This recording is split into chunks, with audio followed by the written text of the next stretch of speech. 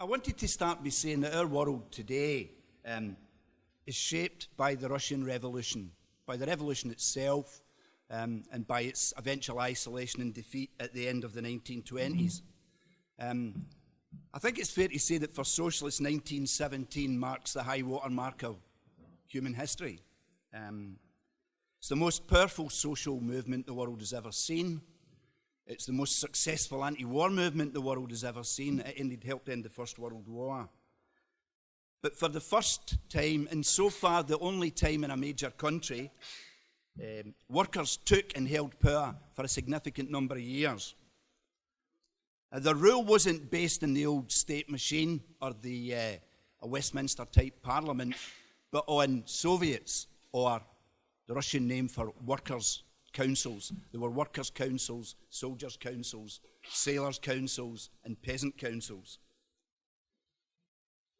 And these councils, after 1917, these councils soon inspired and spread throughout the rest of Europe. Out of the horrors of a world war, 1917 opened up the prospect of a world revolution, and that's no exaggeration, as I hope to prove. It inspired the Irish War of Independence, which in turn spread rebellion right across the British Empire, which at that time was the biggest empire in the world. The movement was strong enough to end the First World War, to topple the Kaiser, to topple the Emperor of Austria, to topple the Sultan, the Turkish Sultan, and as well as the Tsar. In fact, even here in Britain, if you read the cabinet papers of the time, Lloyd George and the British cabinet were terrified it was going to topple them and their royal family. That's one of the reasons, the Russian Revolution is one of the reasons why our royal family are called the Windsors and not the Saxe-Coburg-Gotha family. These councils that I mentioned soon spread across Europe. But Russia saw, let's start with talking about Russia itself. Russia saw 3 revolutions in 12 years. The first in 1905 brought the first real mass strikes. They brought peasant uprisings. They brought naval mutinies, and they brought the first ever Soviet in Petrograd at the end of the 1905 revolution.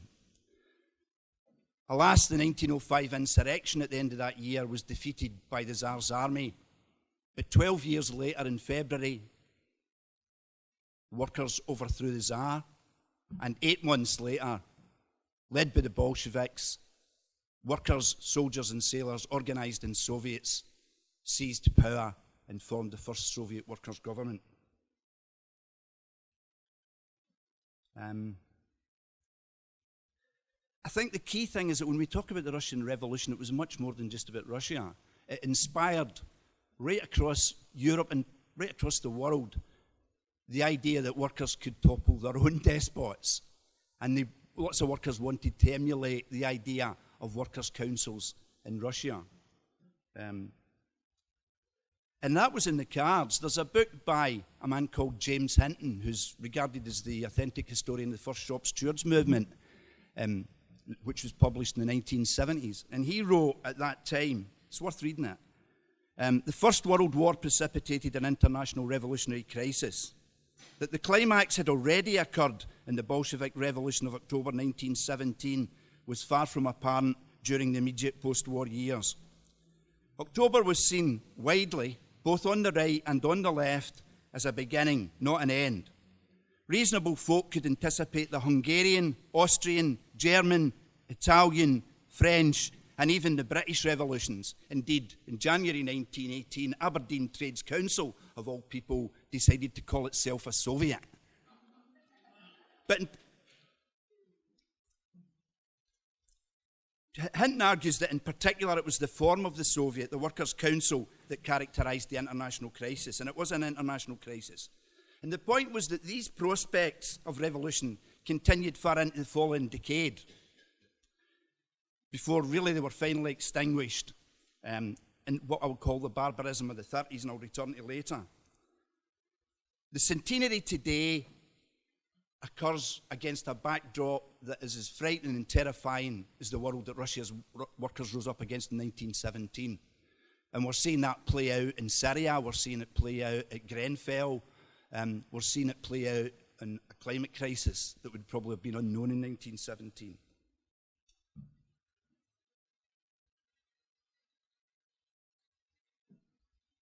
World War I really was one of the reasons why there was a Russian Revolution. That was capital's response to its crisis of profits and competition. And in 1914, the competition moved really from the boardrooms onto the battlefields. And the poor and the workers, as usual, were its cannon fodder. It's estimated there were 20 million killed and 35 million maimed. The leaders of the European labour movement for years before had talked about how they would oppose war by socialism. But when the 1914 war broke out, the vast majority of them, with the exception of the Bolsheviks and a few brave souls elsewhere, capitulated to their own ruling classes and back to slaughter. And that applied to the labour movement in Britain as much as anywhere else.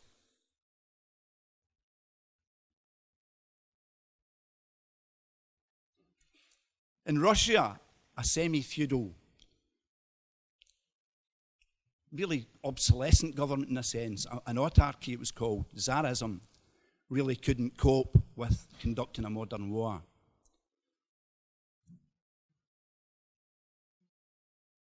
A regime that ruled for centuries, brutally ruled for centuries, fell apart. It couldn't feel its people. It was humiliated in battle. Its armies were being defeated. And although it seemed all-powerful and dominating society, it fell apart literally within a matter of weeks. It was toppled by mass strikes and by soldiers' mutinies. The revolutionaries themselves were taken aback. They'd expected revolutions to happen later, but not at this point in time. Revolutions are often wrongfully misconstrued as being sort of macho male events, but actually the February Revolution was begun by women textile workers in Petrograd. And the women and the men who made the revolution in February 1917 remained its driving force right throughout 1917. I mean, again, a quote to make the point about that. There's a good book, it's not perfect, but it's a good book called Midwives of the Revolution, about the role of women in the revolution and the role of women in the Bolshevik party. And I've used it and quoted it in my book, and I want to give you a quote here. The authors say that the Bolsheviks eventually came to power was partly attributable to working class women. These women were not only in the scene, they set it up. The Ulyanov sisters, that's actually Lenin's sisters, Anna and Maria, reported in Pravda at the time, and here's their quote: "On Women's Day, 23rd February, a strike was declared in the textile plants of Petersburg. The women were in a very militant mood, not only the women workers, but the masses of women queuing for bread and kerosene. They held political meetings, they dominated the streets, they moved to the city Duma with demands for bread, they stopped the trams, they went to the factories and summoned the workers to down tools. All in all, International Women's Day was a tremendous success, and it gave rise to the revolution." On the Tsar's, what it doesn't tell you is that the day before this, a lot of the textile women workers who were planning the strike went to the local barracks to argue with the soldiers that if they came out and strike, the soldiers should side with them. And eventually that's what happened, because the women had built up a link with the rank-and-file young soldiers in the local barracks. On the Tsar's overthrow, a provisional government came to power. It wasn't elected, it was self-appointed.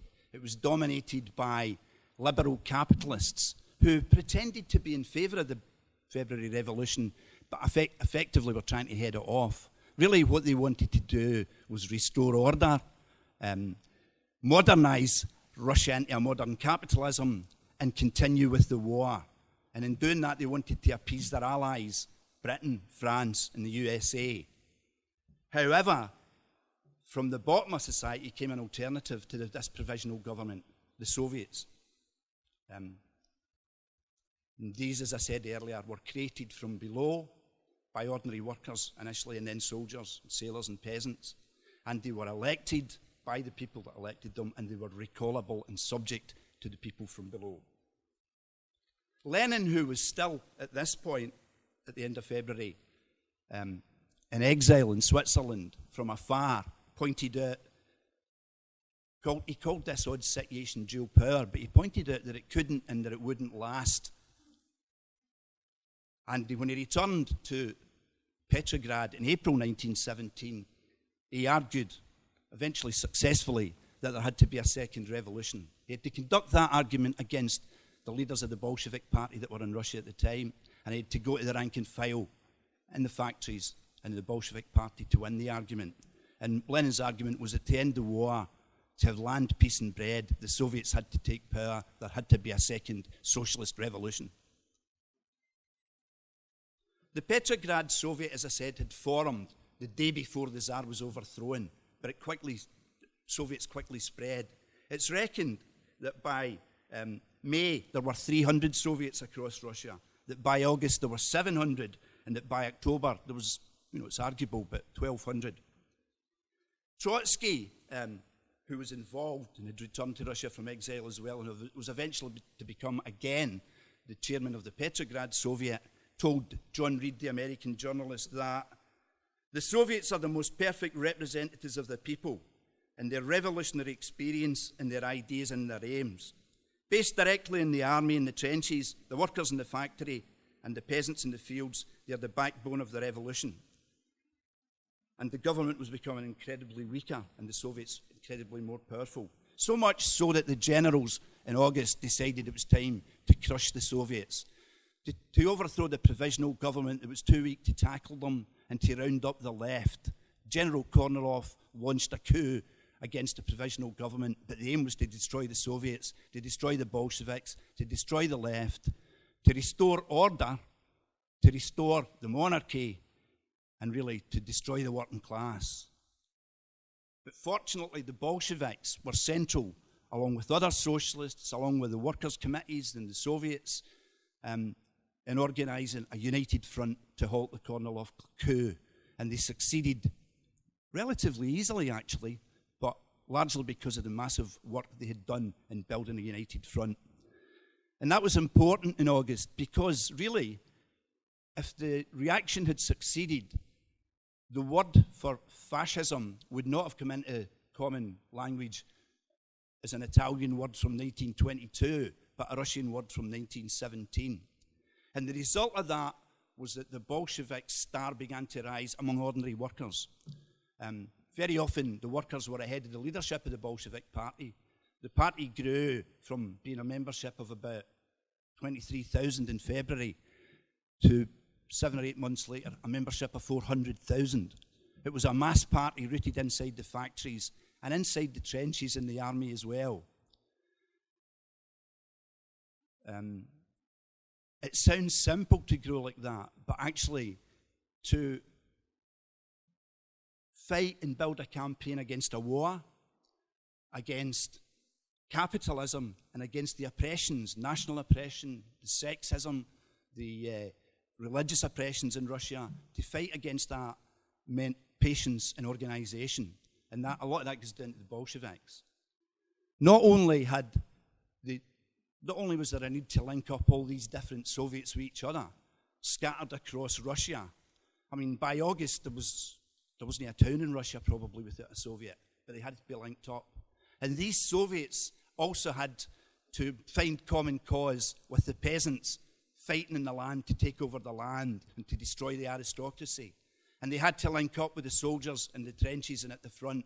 So that was difficult. But not only that, there was a huge fight in that period to win workers imbued with racist, chauvinist, sexist ideas away from that and to the notion that they had to defend the rights of the oppressed minorities, they had to defend the rights of the religious minorities, and they had to fight for women's rights inside the revolution. And that took a long argument and a long fight inside the party, but it worked. And by the end of September, the Bolsheviks were already a majority in all the major Soviets, both the industrial Soviets and the town Soviets, but also in the army Soviets as well and in the trenches. And on October the 25th, after a big fight inside the leadership of the Bolshevik party that Lenin had to conduct. The Petrograd Soviet agreed that its military revolutionary committee should take power, led by the Bolsheviks on the 25th of October. They toppled the provisional government and formed the first Soviet government. It was a massive event that spread around the world. I mean, if you read, hopefully you'll read in my book, but the people all across the world were inspired by the Russian Revolution, not least the Aberdeen Trades Council.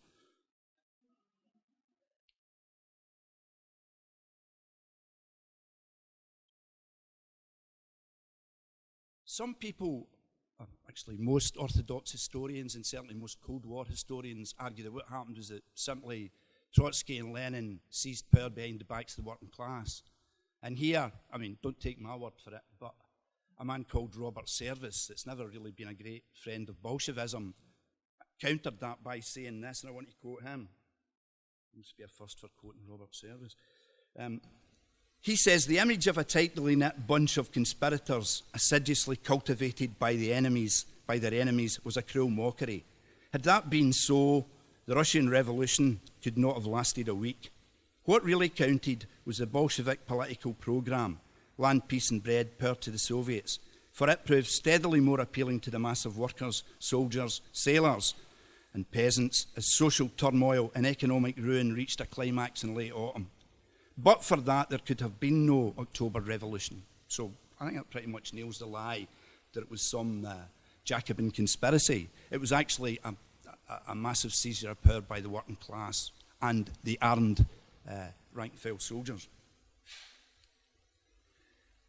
Immediately it came to power, it enacted a whole host of radical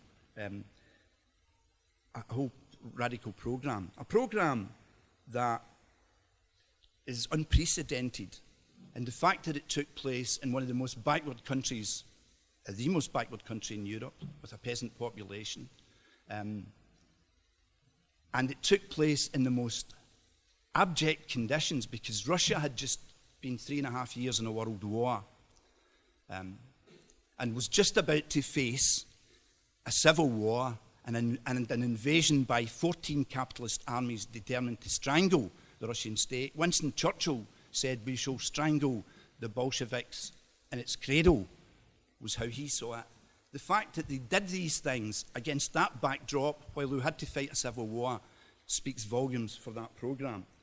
The first thing they did was declare peace. They demanded the war should end, that they offered peace without indemnities to all those fighting Russia, and they pointed out and publicised the material that proved that the war had really been a plot between the capitalist powers to rob and fight each other for their own gain, not for democracy or freedom or anything else that the population of Europe had been told. The first thing they did was it had already begun to happen during the revolution, was the idea of workers' power. Workers had already begun to take control of the factories. The Bolsheviks decreed that workers' control of production would apply. They immediately declared that the peasantry should just take over the land.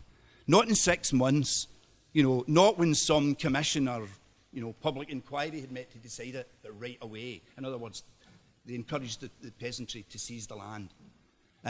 Perhaps the greatest contribution was the programme for the thoroughgoing emancipation of women that the Bolsheviks launched within 2 weeks of coming to power, which, I'll get into a bit of detail because I think it's important.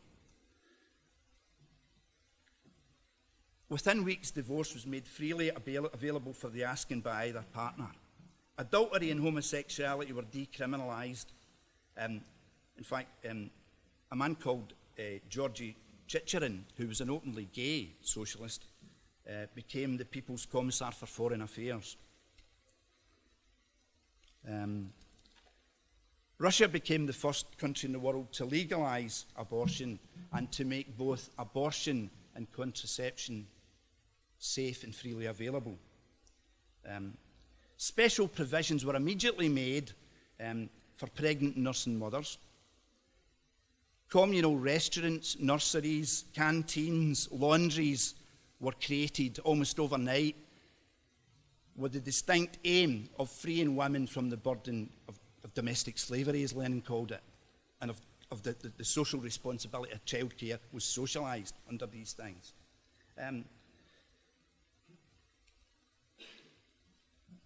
Sheila Rowbottom in the 70s wrote, and in the 70s, you know, it was a claim about the gains in women's liberation. She wrote, these seem like unspectacular fundamental reforms now, but in the Russian context, they were, in the Russian context, they were an extraordinary achievement. In the second anniversary of the revolution in 1919, Lenin could write with pride, in the course of 2 years of Soviet power in one of the most backward countries in Europe, more has been done to emancipate women than has been done during the past 130 years by all the advanced, enlightened democracies of the world. And that was true. It was also some indictment of capitalism. I mean, what actually happened was they embarked on the first committed serious sexual revolution in history, and it hasn't been equalled since. I mean, women today supposedly have equal pay in Britain, still don't. Within a month in Russia, they did. That was the extent of the thing.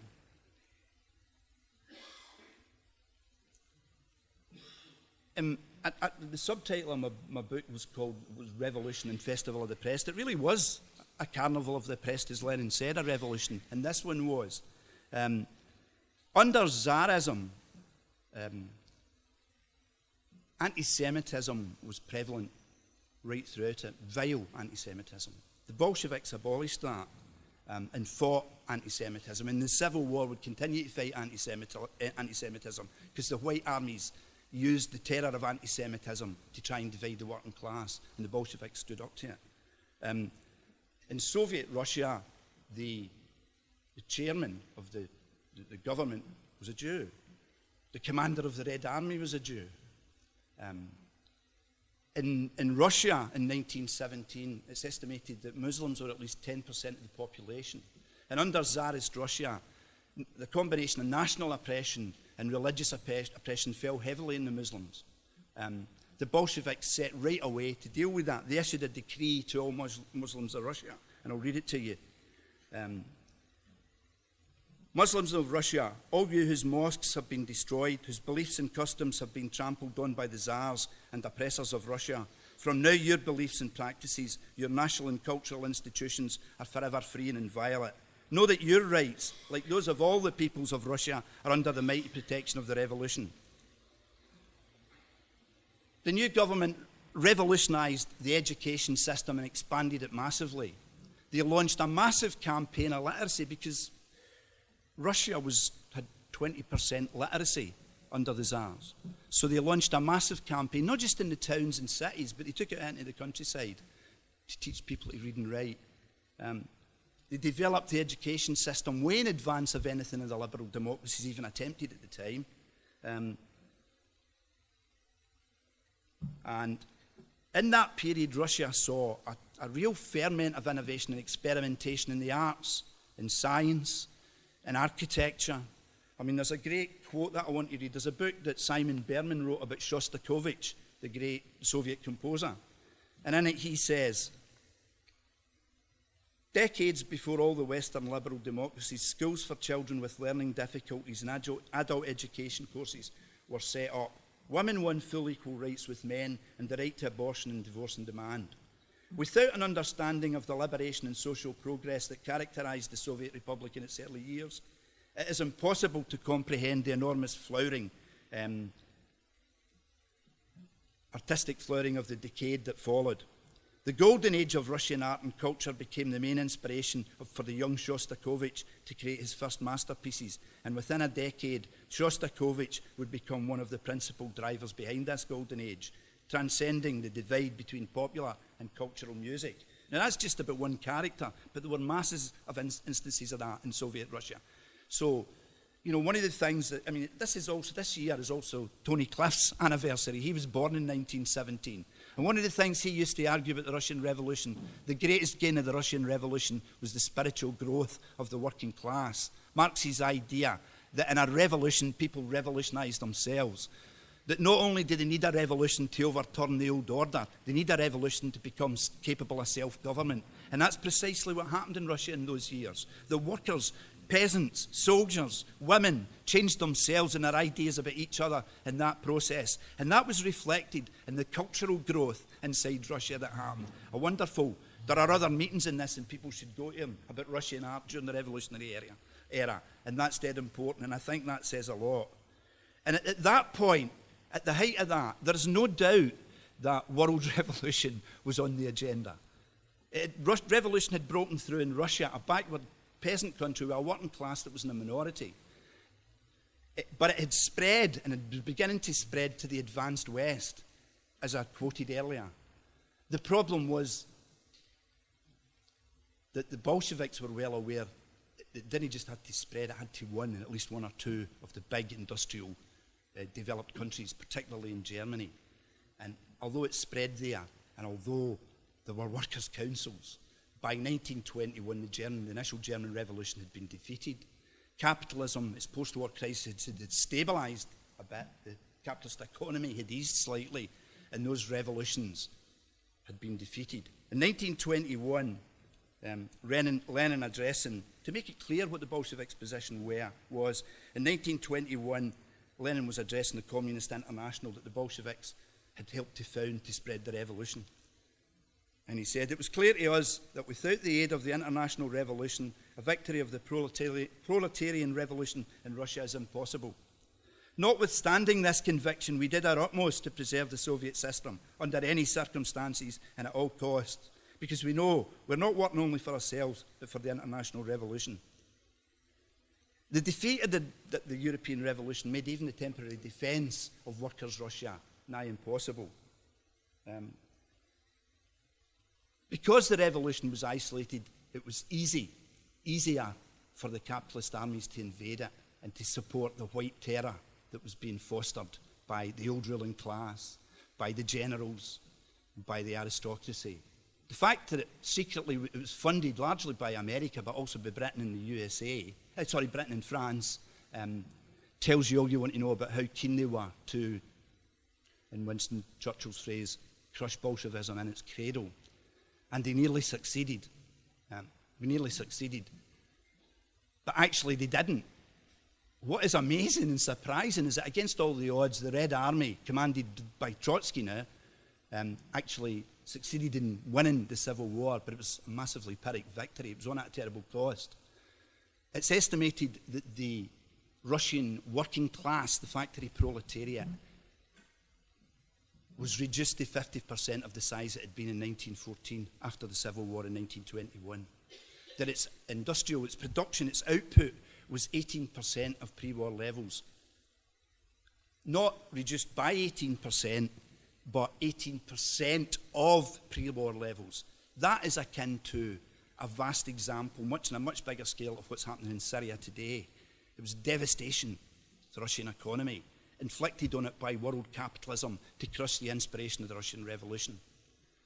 It didn't initially succeed, but the continued failure of the revolutions in Europe, and there were other revolutions in Europe, decisively at the end of 1923 in Germany, there was an aborted revolution.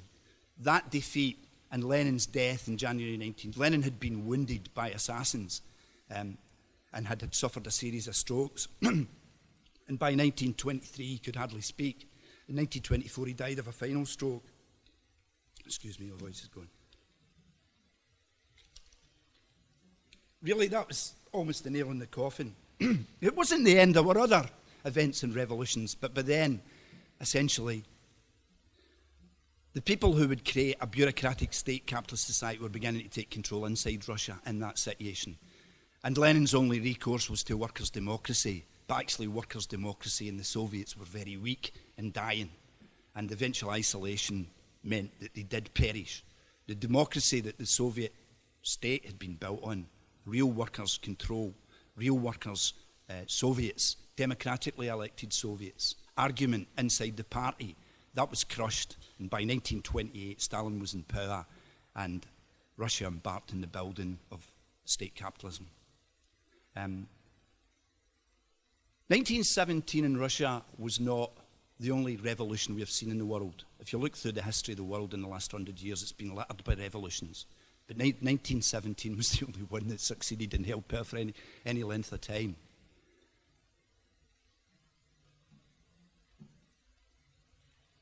The opposition to the First World War, you know, the rising of the women, the fight against national oppression in Russia and elsewhere, the fight to end the war would all have gone ahead without Lenin. There's no doubt about that. It did. In other countries go ahead without Lenin, and it started without Lenin. What Lenin's genius was in saying that all these movements, it was key to bring them all together into a struggle to overthrow capitalism and change the world. And his legacy was a party, right, that while it organised initially a minority of workers, was able to lead not just the working class, but the majority of the ordinary people to abolish capitalism and begin to build socialism.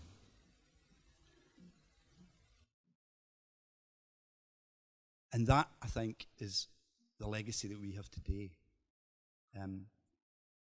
There's been lots of stuff in the centenary about the Russian Revolution, some of it vile, some of it quite interesting, some of it partially quite good. I particularly want to finish on a radio programme that I heard by, in Our Time, it's called. It's a regular weekly programme. Melvin Bragg hosts it. And they were talking about Rosa Luxemburg and her relationship to the Russian Revolution. And really the annoying outcome of it was that Rosa Luxemburg was a great, thorough revolutionary democrat. Lenin was a tyrant. Sadly, they never bothered to check that one of the last things that Rosa Luxemburg wrote in her prison cell in Germany, just before she was about to be murdered by the leaders, on the behest of the leaders of German social democracy, the people who paved the way for Hitler coming to power, Rosa Luxemburg wrote this fine pie-in to the Bolsheviks, and I'll finish on that. She said, theirs is the immortal historical service of having marched at the head of the international working class with the conquest of political power and the problem of the realization of socialism. In Russia, the problem could only be posed. It could not be solved there, and in this sense, the future everywhere belongs to Bolshevism. Rosa was right. 1917 is about the future, not just about the past. It's unfinished business, but actually proves that we can change the world. So I think we should take heart, comrades.